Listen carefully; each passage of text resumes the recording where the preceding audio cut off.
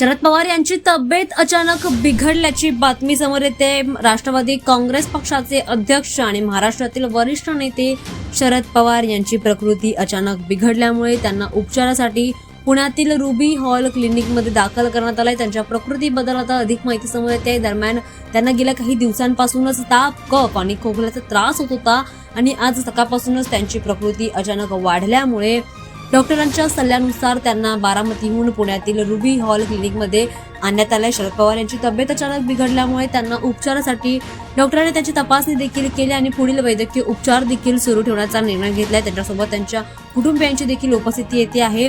अजित पवार यांच्या निधनानंतर आज त्यांच्या 13व्याचा विधी बारामतीमध्ये होतोय आणि या विधीसाठी शरद पवारांसह संपूर्ण कुटुंब बारामतीमध्ये आहे। मात्र सकाळपासून शरद पवार यांची तब्येत अचानक बिघडल्यामुळे त्यांना लगेचच रुग्णालयात दाखल करण्यात आलंय। मात्र या घडामोडीनंतर आता राजकीय वर्तुळामध्ये मोठी चिंता वाढली आहे। दरम्यान शरद पवार यांची प्रकृती सध्या डॉक्टरांच्या देखरेखीखाली आहे आणि त्यामुळे त्यांच्या तब्येतीमध्ये गंभीर असल्याचं देखील सांगितलं जात आहे।